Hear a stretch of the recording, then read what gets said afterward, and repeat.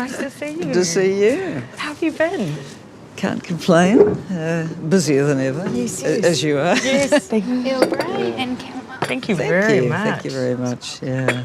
Just a little bit. Thank you.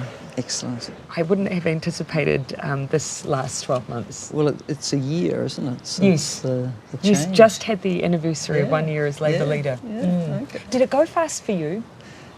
Water torture, I think. You so slow. Water torture. I mean, I think from 1996 to 97, that was tough. Yes. Tough. Or 93 to 94, tough, Yes. tough. What about your first year as Prime Minister? Did that go fast? That went really fast. Yeah. Yeah. Because I only had a very brief vacation, obviously, and I didn't leave the country. Yes. And I climbed the ball pass, Yes. I think. But then the year just went in a flash. But it was not an easy year either. Yeah, no, that's right. I am finding it that it's moved incredibly quickly, but there's been lots of things that I've wondered, because there are so few people who have the chance to be in this job, let alone be in the job as a woman. And so I accumulate all these questions. Yes. Which I thought I might ask you. Okay. Well, first of all, I get asked this a lot. Did you ever, in your wildest dreams, think that you would end up in this role? No. No, never. Never? No. Even when you're an MP? Not for years, because when I came in, there had only ever been 3 women ministers. Mabel in 1947, Yes. Dame Hilda Ross in the early 60s, and then Fethu in the third Labour government.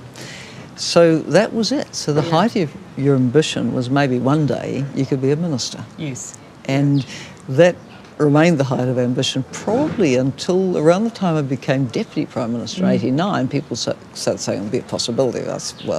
Maybe one day, because it was still a very male-dominated party caucus in Parliament. And it didn't really become a possibility till the early 90s. So who were your role models then?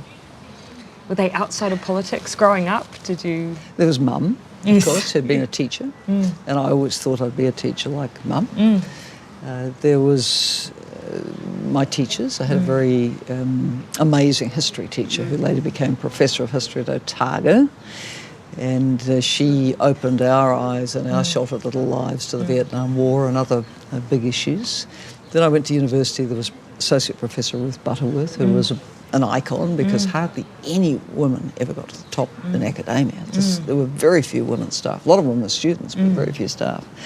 And then when I was in politics, you had the women from South Asia who all came out of family dynasties who got to the top, but that wasn't relevant to us.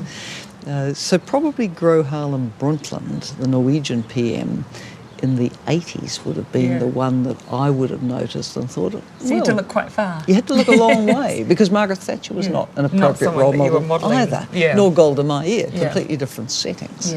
So that was it. Yeah. See, I do consider myself very lucky when people ask me that similar question, because of course I had you, and I grew up, seeing women in those leadership roles. However, I still didn't see myself ever being in this role. So I wonder a little bit, do you think it's a confidence issue? Or, if we've got young women now, and I hear that similar thing coming through, that not being able to see themselves in those roles, there are people that are modelling that they can, but they still don't. So I wonder if you are actually the last generation which would have been asking those questions as a young person as to whether you could do it, because you were 17, 18, 20, 21 years ago. Yes. But this was just when Jenny Shipley became the first PM. And then the last 2 decades plus, there's been a woman PM more than half the time. So I think girls today, they know it's possible. Now the question is, will they see themselves doing it? And I think encouraging them to step up and move in is the important thing. I totally agree with you. I think the modelling is there, but I still think that so many young women harbour that self-doubt. And I wonder, is that inherent in our girls, or is there something else going on? And I worry about that, because I hear it a lot. I think it can be overcome, but for sure men are much more likely to put themselves forward when they're not fully qualified, whereas women want to be 120% qualified. And that's the barrier that we've got to get over. I actually share a story of yours that I heard you say once when I'm asked questions about confidence. When you came back and spoke in a lecture at AUT, you said that when you were looking for your next role and thinking about what you would do after being Prime Minister, that someone approached you about the UNDP job and that your first response was, oh no, I'm not sure about that. I haven't got that experience in aid and development. And their reply was, Helen, you've been the Prime Minister. And I thought, if anyone, if Helen still at that point is saying, looking at the deficit and saying, I don't have those skills, then who is anyone else to think that they don't have enough to That's measure up? right. Yeah. It makes the point, doesn't it? It does. That we do want to know that we can do it, and maybe we just don't need to have that quite level that of far. self-assurance. Do you ever remember feeling really angry in politics because you were confronted by just this blatant sense that you couldn't do or achieve what you wanted to because you were a woman? Oh, yes. There were some obstacles when I first ran for Parliament because people didn't see a woman in the job. And why would they? In Auckland, there had only ever been one woman member of Parliament elected in a by-election. It's just astounding to me. A by-election in 1941, and she Yes. was defeated in the 1943 general election. That was it. So then I came along. But people got used to it, and I was well accepted. But in you were Mount Albert. young and a woman. I was young, and I was female and single, and I Did you had feel radical like ideas. the youth and being a woman, did that compound? Yeah, that compounded it probably. Yeah. You know, if I'd been maybe in my late 30s, early 40s and had a family, that mightn't have been the same issues, but there were a lot of issues. But anyway, we saw those off. But then they came back with a vengeance when I became leader of the opposition. Yeah. And I've often reflected on the fact that really the main barriers I've faced in life have been from people who didn't have the same view as I did that women could do anything. Yeah. They found all sorts of reasons why you shouldn't be doing it. And But it wasn't labelled as the fact that you were a woman. It was it ever that blatant? Yes, it was that blatant, but I could never comment on it because if you comment on it, that in itself is like a sign that it's getting to you. Yeah. So you just had to turn a deaf ear to it. That bit hasn't changed. That has not changed. So, you know, if you're strong, you're tough. You know, they don't like the way you look. They don't like the way you dress. They actually don't like anything about you because you're a woman doing things that they're not used to women doing. Did you feel that you then were in a position where people were encouraging you to try and change things about yourself to fit the stereotype as well of what a politician was meant to be? Because the stereotype, I guess, in when you were in politics was very male-based because they were predominantly male. Did you feel that pressure? There were a lot of pressures, and in politics you make compromises and choices, obviously, because you want your party to do well and you want to do well yourself. You know, I've often reflected on the fact that I would have never got married if it hadn't been I was about to go into Parliament and it seemed like it could be a liability. Now, you know, here I am. That was 1981. This is 2018. I mean, I would have had a long-term relationship whether it was a marriage certificate or not, but it mattered to some people. It didn't matter to me. So there was that, and then you did have to stamp your foot as a woman because you can't just be, you know, a carpet that people are going to walk over. You've got to stamp your authority on. Do you think you end up having to do that more? Probably. Yeah. Yeah. Because I remember when I first came in, these statements about what an effective opposition MP was meant to be like, and you know, there was this notion that unless you had claimed scalps in Parliament, that you weren't, unless you were aggressive and assertive, then you weren't a successful politician. But then they mark women down for that. The opposition leader's role is a very difficult role, and you're very lucky you only had it for 7 weeks. And for most of that, Parliament wasn't sitting. Yeah, that's right. But your job is to destroy the government. So of course you've got to be on the attack, but then that can be played very negatively against women. Yeah, that's right.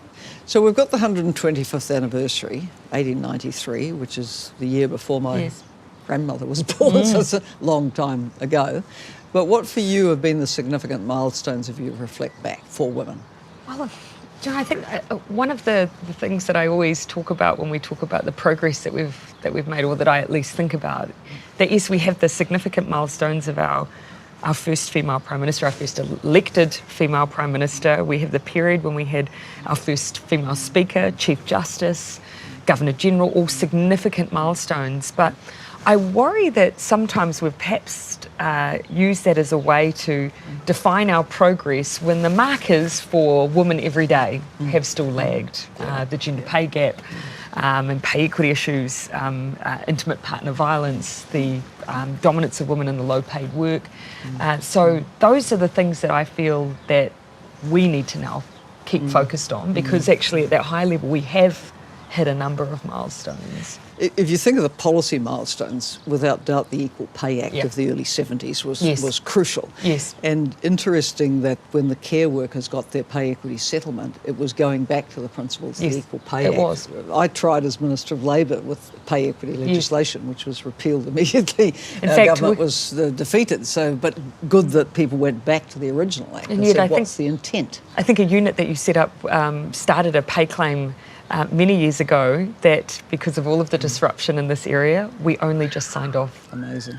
this week. Amazing. So, but Yeah. you know, and the fact that that was the first now under those pay equity principles properly, it feels like we're at the beginning of something that people thought probably we should have resolved a long time ago. You see, there's other things we take for granted, like the benefit for the single parent. Of course. But that only came with the third Labor government. And before that, the single mother was under incredible pressure to hand her baby over for adoption. And there were very brave women who fought that and campaigned for the legislation. So that has been so empowering for the single parent, whether single when they had the children or leaving a relationship for a range of reasons. Financial security. And clearly with the rate of family and domestic violence in New Zealand, a lot of women do leave abusive relationships and they have to have financial security.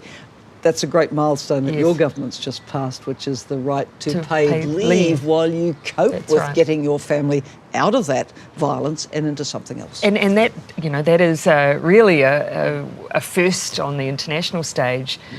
Sad that we're having to champion that because we have such staggering rates of domestic violence even now. But after 125 years, though, you know, what do you think needs to be the next significant barrier to overcome? So I think we're in the third phase of feminism. The first phase was Kate Shepherd and the ladies here and around the world who fought for the suffrage. I think the second phase came with the post-war baby boomers, and it was around the time I was at university. Sue Kedgley set up women's liberation. There was the women's electoral lobbies, a big push on that. And in a way, I think we might have made it look easy for the next generation because people went off feminism a bit. They said, oh, we've done all that. But actually, I think now the third phase with the Me Too movement has brought out a lot of other issues. And for me, I look at the issue of sexual and gender-based violence. And I say, if a woman cannot be safe in her home, if she cannot be safe in her community, this is an incredible blight on her developing her full potential. You'll never have gender equality while these rates of violence persist. It is a serious problem in New Zealand, and I think for women, just we have to beat it, if I could use that phrase. There is the residual pay gap. It's under 10% now, which is great, and it's not what it was, but it's still got to be overcome. It'll partly be overcome by women and men having similar life patterns, when men, like Clark, who I fully applaud, do a bit more of the child-minding and rearing. Co-parenting. That will even up the odds. Yeah, absolutely. You know, I do, you know, when we look at those raft of challenges in front of us, though, do you think enough of that next generation are willing to grab on to that feminist title? Because I go into schools now and I'll sometimes have people ask me if I'm a feminist, and I have no hesitation. And I'll then ask all of them, do you believe that women and men should have equal opportunities, equal rights? Because if you believe in equality, in my view, you're a feminist. Do you think it's possible to define? I think the young women are very interested now. The young women who are speaking up about the sexual predation in the law firms that they were subjected to. And I'm just seeing a whole new level of interest from the under 20s, the 20-somethings, the 30-somethings who say, look, things aren't right, but, you know, we're going to be part of the change that has to happen. And I think that's fantastic. So do you think it is possible? Because I feel like there's almost this need to reclaim the word and not be afraid to use it, you know, and the negativity that some of the next generation perhaps perceive around feminism. We need to really shake that off and say that actually it's still very relevant, hugely relevant. Yes, and part of it is leaders like us saying, yes, we're feminists. We've always been feminists. What does it mean? It's about full equality for women making their own choices, not having other people make them for them. And who could argue with that? Yeah, and also acknowledging that there are parts of the world, which sadly now include the United States of America, where there's a rollback on women's rights. But at the same time, we applaud the progress in Ireland and in Chile. You know, this is encouraging. So just being part of an international solidarity for women to have the right to make your own decisions about your own life and not have any legal, social or cultural or economic barriers in your way. I have to admit, one of the things that when I came back, I reflected. Someone asked me actually about the United States and the distance between their provisions and lack of and ours around maternity leave. I actually now see maternity leave as a health issue. Women need time to recover, and I just can't imagine a situation where you wouldn't have that support to actually be well again and make sure that you've got, as well as make sure your baby is a little bit stronger. So it was a real learning, probably a key learning for me there. I was at a dinner in recent days where a woman who'd also gone back to work after having children said, Jacinda's so brave. She said, I know what it's like, and I wasn't in the public eye. So I think everyone is really full of admiration. But the reality is your body's been through so much. It's carried a baby for 9 months, and then you've given birth, and then you're adjusting from that. So you need that rest. And you're right, every woman needs that everyone rest. does. And I got a little bit ahead of myself. I remember thinking I was so determined that I needed to show signs that I was recovering quickly, because I was worried otherwise that somehow I would, that I didn't want to struggle on the return. I wanted to come back fully recovered and ready to go. And so after week 1, went out for a walk around the block, and I remember about halfway around the block thinking this was a very bad idea, taking a very long time to get home. But with everyone popping their cameras up from behind the trees as well, and breathless reports in the media that the Prime Minister was seen wheeling the baby down Camborne Avenue. No, there was a little bit of coverage when we went to the shops, so it was. I felt lucky to have that time, though. I remember reading it. Benazir Bhutto just went straight back because, of course, the tumultuous time that she was in. She may have had a fleet of nannies as well. Yes, that is true. Could be a small difference in support systems. You and Clark and your mum. Yes, that's right. We were a small but perfectly formed team. But it was a great experience, but it really gave me cause to think about other women's circumstances and why those periods of leave are so important. But ultimately, there wasn't really choice. I know I needed to come back. I had the role of Prime Minister. I just couldn't and wouldn't take more time than that. And I knew that actually I had that privilege of being able to have Neve with me as well. So and I hear she's heard in the background of the odd radio interview. I was actually breastfeeding because I had to get out the door in order to do a regional visit, and so there was a van waiting downstairs for me, and I just multitasking. But that's the ultimate. Yes, I thought that breastfeeding radio interview. But you just make it work, and I think there's probably a very both a female attitude, but a New Zealand attitude as well. Yeah, fantastic. With this 125 years giving us time for reflection, I know that you'll be doing the same thing as me and thinking about, what next, what for that next generation. What would you name as I guess your aims and goals are things that you'd even like us to see in 10 years, 20 years' time, looking back and seeing even more movement on? Well, I absolutely want to see the pay equity locked in. That over the course of a lifetime, a woman will earn as much as men on average. I want to see the domestic... We're trying really hard on that. And you're trying hard on that. And then the domestic and family violence rates just have to fall right away. And we have to explore what is it about our society which is seeing women and children treated like this. It's not nice. And maybe if we could have the same reflection around youth suicide, that would be a very important issue as well.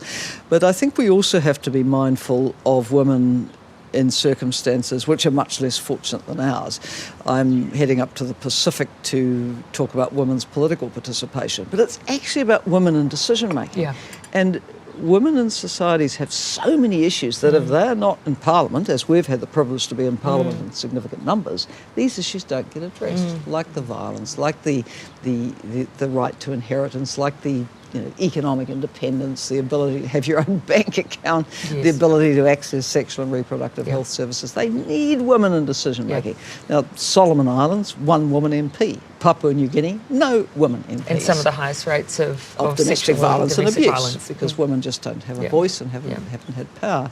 And I just won't settle for the argument women are important behind the scenes. No, I want to see them important at the top table, not just behind the scenes. I remember asking the question on a political trip through the Pacific and asking at each stop why it was that there wasn't a greater representation of women in Parliament. And some of the statements I collected from varying men in positions of power were things like, well, the women argue too much, which I thought was a deep irony to that, and that they weren't seeking office. Well, I really challenge that, and I guess if you're not supported, of course, it does make that much more difficult. Have you come across tools and ways of making sure we have more champions in the international work that you've done?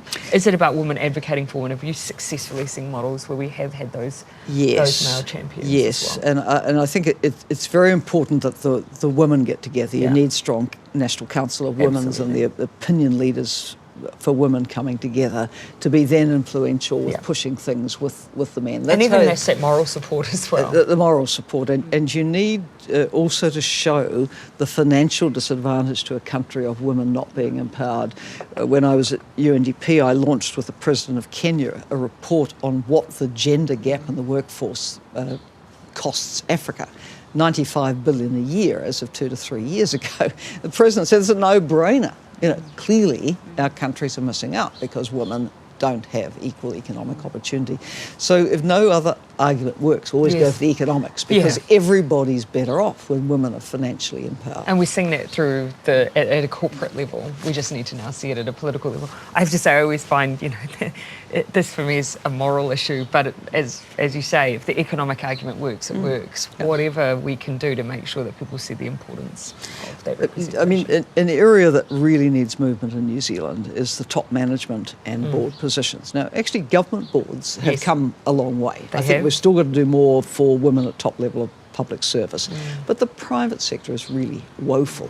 And all the research shows that the companies with significant numbers of women on their boards and in the senior management do better. What a surprise. They're attuned to the other half of the population. Absolutely. So, if they've got to act on the evidence. Norway legislated for it in the end. They said, there's going to be parity on boards. But, we've got pretty close to parity in our parliament without that. Could we get the private sector to move? And I won't buy the argument that the women aren't there. They are there, but they need to be encouraged to step up and come forward, and you have to go after them and recruit them. You do have to be proactive, I think, for now. Maybe there'll be a time when we will have bridged that confidence divide, perhaps, and when we've created welcoming workplaces that cater for women's choices around care roles and so on. But 125 years later, and this last honours list was only the second time we've had 50% women recognised in our honours system. That would be right. And 125 years, and we still haven't reached 50% in Parliament.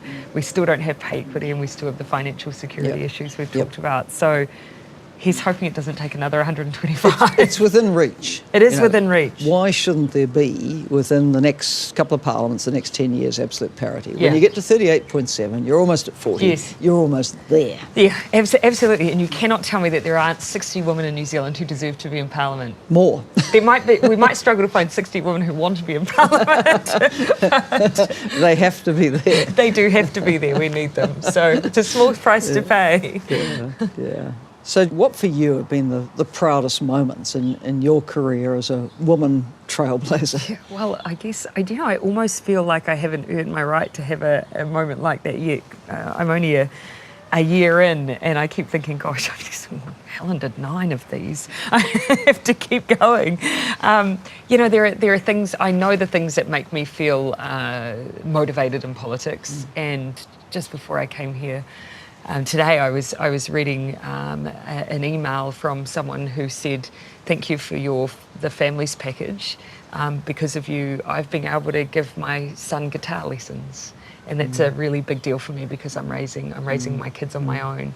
Things like that those are the moments I feel proud of. But I'll probably wait till I'm finished with my career in politics to pick the one thing. What about Well, you? I still get messages like that. Yeah. They pop up on my Facebook page, or someone will find my email and they'll write and say, "You made such a difference to Yeah. my life because I was a single parent. It was Yes. possible for me to go to university. I was Yes. able to raise my children. I had a state house. Yeah. You gave me a platform." And I think, well, that story could be told many times. Yes. That, you know, the things that I stood for and was able to help along with the whole team Yeah. behind me, they gave people a chance. I think probably when I reflect, there's so many policy things you could say I'm really proud Yes. I did that. I'm Yeah. proud of standing up on the Iraq War Yes. issue. That was a no-brainer for me. But probably I think being a role model for younger women and girls to say, hey, look what Helen's done. Yeah. I could do that. Yeah. Did you feel like you were one at the time though?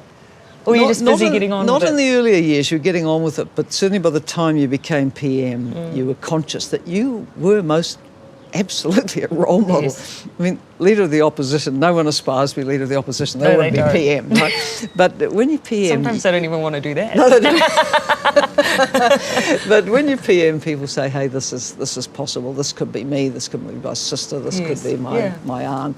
You Yeah. know, it makes it possible. Yeah. Do you know, well, if I haven't had this opportunity till now to actually say thank you because of you, for me, you know, all of the things that you consider when you're doing a job like this about your ability and so on, gender never came into it for me. And that was because of you. Yeah. I have no doubt. Yeah, because we assumed that we could do anything. We assume, yeah. Yeah. But there would have been, I'm sure without you, maybe it wouldn't have been that way for me. Well, and I'm just so happy that I'm not the last. Right? Yes, that's You're not the third. That's right. And there will be a new generation of girls and young women saying, hey, Jacinda did it. Yeah. Because they've you know, probably factored me out now. I've been away a while. But Jacinda's doing it. Hey, I could do that. Yeah. That's what we want. That is what we want. But I always have a very big mug of tea. Didn't I have that? I had that green smoke-free mug always. Oh yes, you did have a green tea. I took it to New York and I still got it. You've still got it. They always laugh at me when I microwave my tea. I say, well, it's good enough for Helen.